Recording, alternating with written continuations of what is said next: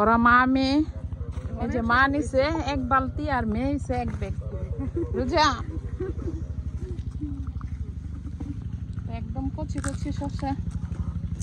আজকে ইফতারের আয়োজনে রয়েছে হচ্ছে ভুনা খিচুড়ি আর হচ্ছে দেশি মুরগির মাংস, সাথে হচ্ছে ছোট আলু। আসসালামু আলাইকুম, সবাই কেমন আছেন? আশা করি সবাই ভালো আছেন। তো আমি তো চলে আসলাম আমাদের বাড়িতে। তো এই ডাল বেসন করব।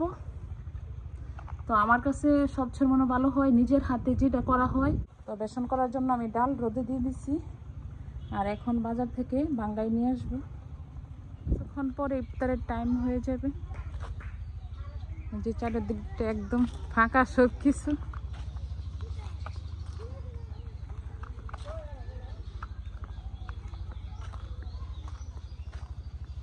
আর আমি আজকেও আছি, তো চলে যেতাম। তো বাবার বাড়িতে সবাই আসলেই যাইতে মন চায় না, তো আজকেও রয়ে গেলাম। তো আমি আজকে ডিম বোনা করছি, আজকে ইফতারি করবো, ডিম বোনা দিয়ে ভাত খাবো।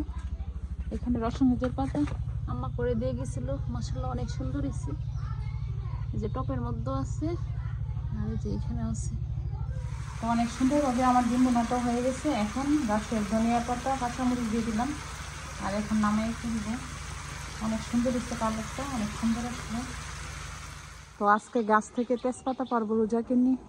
তো গাছ থেকে তেজপাতা পারতেছি। তো এমন কাঁচা কাঁচা তেজপাতা, আর কাঁচা তেজপাতা হলে তরকারি স্মেলটাও অনেক বেশি বাড়ে। তো সামনে যেহেতু তেজপাতা তো লাগবেই, তো এই জন্যে এক বালতি পেরে নিয়েছি, আর সবাই পারতেছি। তো আজকে শশা হাতে যাইতেছি, শশা নিয়ে আসবো। এই যে আমাদের বাড়ির পাশে সাথে জমির মধ্যে আমরা চলে আসলাম।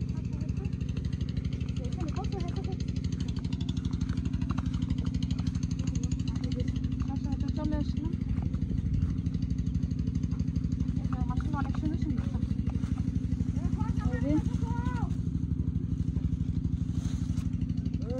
এই যে আমি একটা শসা পাইনা নিতেছি, হ্যাঁ একদম কড়া।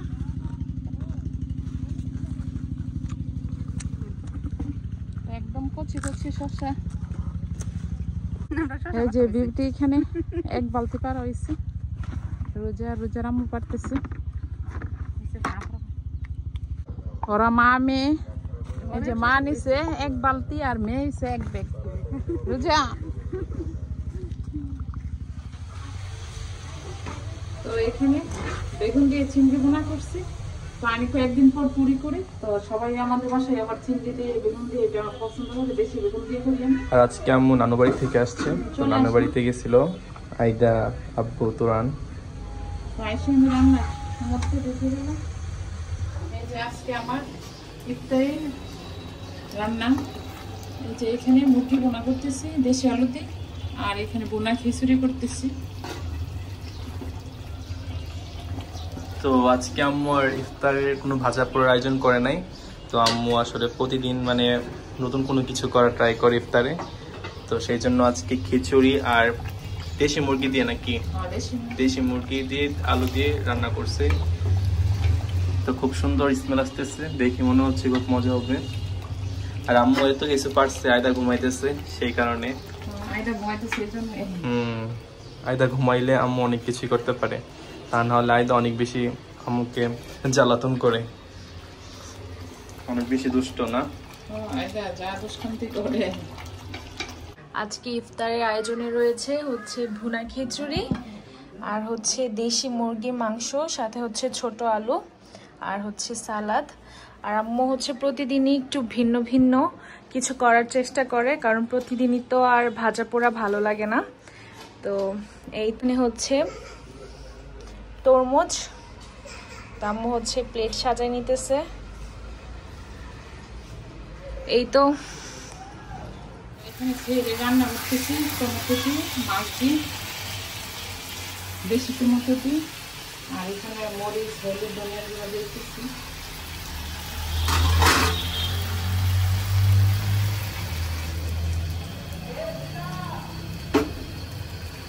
যে এখন মশলা সব দিয়ে দিলাম, এটা ভুনা ভুনা করবো। তোমার কাঁকু মাছ দিয়ে আর লাল টমেটো দিয়ে বোনাটা হয়ে গেছে।